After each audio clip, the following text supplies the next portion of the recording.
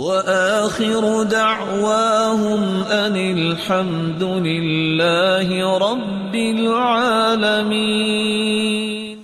آج غم دور کرنے کے طریقے کیا ہیں؟ خودکشی کر لو، یہ تو کافروں کا طریقہ ہے۔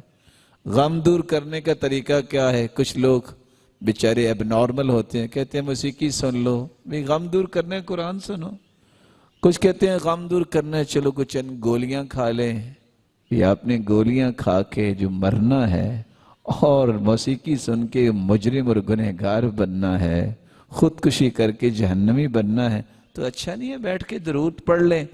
رسول اللہ صلی اللہ علیہ وسلم نے صحابی سے کہا کہ درود پڑھا کرو۔ لمبی حدیث ہے کہ اللہ کے رسول کتنا درود پڑھ لیا کروں؟ آپ نے فرمایا جتنا میں پڑھ لو اچھا ہے۔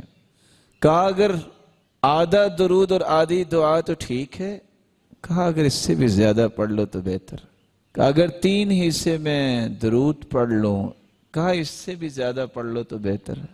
کہا اگر میں درود ہی پھر پڑھتا رہوں تو آپ نے 2 جواب دیے، اِذًا تُكْفَى هَمُّكَ وَيُغْفَرُ لَكَ ذَنبُكَ۔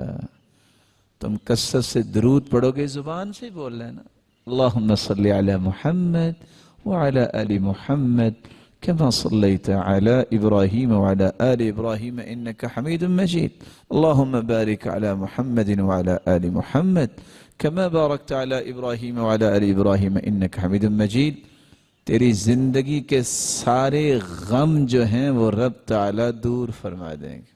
اللہ کے پیارے پیغمبر کا فرمان ہے جو جھوٹا نہیں ہو سکتا کہ تم کثرت سے درود پڑھ لو، اللہ تمہاری زندگی کے سارے غموں کو دور فرما دیں گے اور سارے گناہوں کو معاف کر دیں گے۔ ایک غم نہیں کہا، تیرے غموں کو دور فرما دیں گے۔